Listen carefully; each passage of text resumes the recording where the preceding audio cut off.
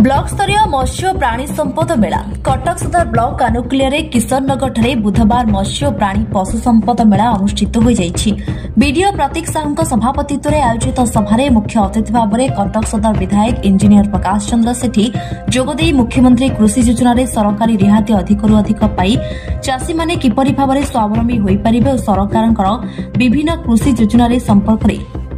उपस्थित चाषी मानक कहिथिले। सम्मानित अतिथि भाव उपजिलापाल दिव्यज्योति स्मृतिरंजन देव, किशोरनगर तहसिलदार क्षीरोचंद्र दास, जिला मुख्य प्राणी चिकित्सा अधिकारी सुशांत कुमार नायक, कटक सदर ब्लॉक अध्यक्षा भाग्यलक्ष्मी राउत, आत्मा अध्यक्ष रमा प्रसाद विश्वाल, देवदत्त पाढ़ी, सुभद्रा दास सह अन्य अतिथि माने जोगदे माछ, गाई, कुकुड़ा आदि विभिन्न चाष करी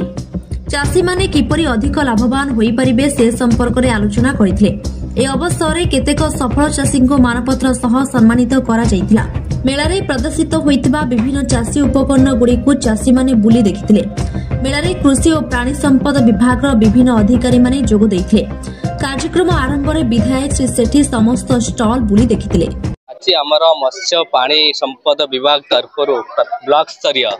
जे कार्यक्रम चलीला अवेयरनेस कार्यक्रम और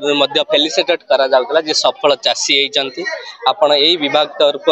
मत्स्य और पानी संपद विभाग तरफ आउरी किपरि लोक माने आदरे जोड़ी हो पारे आउ स्वावलंबी करहब आमर लोकंकर आमर सरकार लक्ष्य आमर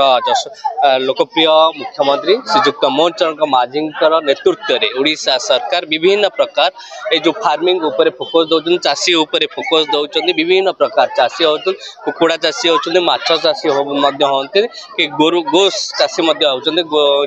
भेटनारी एग्रीकल्चर होती हॉर्टिकल्चर उपर रोचे विभिन्न चाषी किपरि आपर सरकार स्कीम रे जोड़ी हेबे और सरकार सब्सिडी पाई से बेनिफिट हेबे और से स्वावलंबी हो पारे यहाँ हूँ प्राधान्य रोचे से ब्लॉक स्तरीय कार्यक्रम करा जाउचे। आज मुझे धन्यवाद देवी कटक एडमिनिस्ट्रेटिव कटक जिलार जे यहीपरि कार्यक्रम कर चाषी मान निश्चय इच्छाशक्ति हम ये कार्यक्रम में लाभवान नहीं पारे। मुझे किपरि बेटर स्किल पाइपर सफल चाषी जी होती सहित जोड़ू से किपरि सफल होती अभिज्ञता आने अभिज्ञता आणला से कार्य निश्चय सफल करें आहरी रही आमर किपरि एरिया फिशरी उपर किपरि अधिका कार्यक्रम करहब तापर परामर्श देती सहित विभिन्न प्रकार प्रशासन घर केमती लोकों पहुंची पार से व्यवस्था करा कार्यक्रम आज थिला।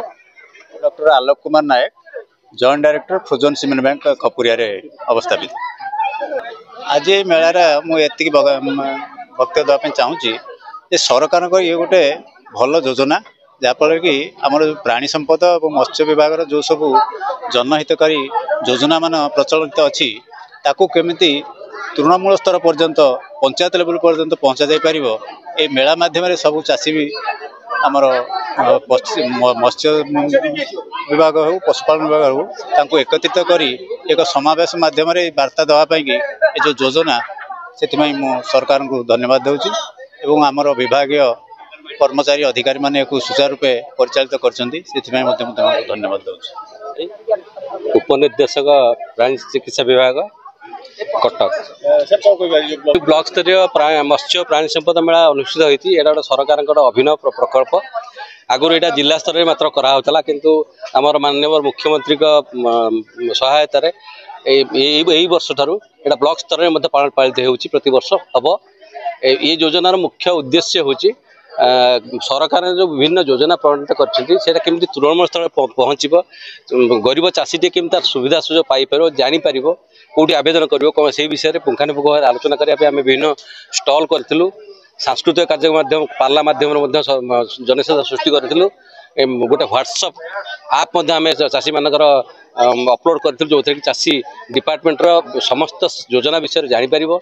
यह सहित ये माननीय विधायक बहुत भल उद्बोधन देले चाषी मान तेणु यहाँ गोटे सरकार गोटे सफल पदक्षेप। Cuttack Sadar Rashmiranjan Mahapatra report star 1 TV.